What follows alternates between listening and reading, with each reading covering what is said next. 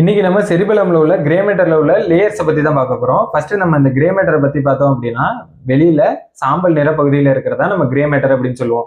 இதோட வேலை என்ன அப்படின்னா, நம்ம பாடி பொசிஷனை மெயின்டைன் பண்றது, அப்புறம் பாடியில உள்ள மூவ்மெண்ட்டை கோஆர்டினேட் பண்றது. முக்கியமா 3 லேயர்ஸ் இருக்கு. என்னென்ன அப்படின்னு பார்த்தோம்னா, outer layer, middle layer, inner layer அப்படின்னு சொல்லுவோம். ஃபர்ஸ்ட் இந்த அவுட்டர் லேயரை பத்தி பார்த்தோம் அப்படின்னா, இதை மாலிகுலர் லேயர் அப்படின்னு சொல்லுவோம். இங்கே தான் டிஃப்ரெண்ட் டைப் ஆஃப் நியூரான்ஸ் ஒன்னா கனெக்ட் ஆகிற பிளேஸ் தான் இந்த மாலிகுலர் லேயர் அப்படின்னு சொல்லுவோம். இதோட வேலை என்ன அப்படின்னு பார்த்தோம்னா, ஃபைன் மோட்டார் மூவ்மெண்ட்ஸை கண்ட்ரோல் பண்றது தான் இதோட வேலை.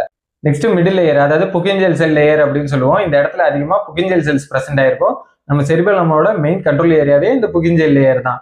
அது மட்டும் இல்லாமல் வர சிக்னல்ஸை ப்ராசஸ் பண்ணி அனுப்புறது, அதுக்கப்புறம் மூவ்மெண்ட் அக்யூரேசியா பண்றது, அதாவது ட்ரெமரு, ஜர்க்கி மூவ்மெண்ட்ஸ் எல்லாம் வராம ப்ரிவென்ஷன் பண்றது தான் இதோட வேலை. நெக்ஸ்ட் இன்னர் லேயர், அதாவது கிரானுலார் லேயர் அப்படின்னு சொல்லுவோம். இதோட வேலை என்ன அப்படின்னு பார்த்தோம்னா, சென்சரி இன்ஃபர்மேஷனை ரிசீவ் பண்ணி நெக்ஸ்ட் என்ன மூவ்மெண்ட் பண்ணணும்னு பிளான் பண்றதுக்கு ஹெல்ப் பண்ணும்.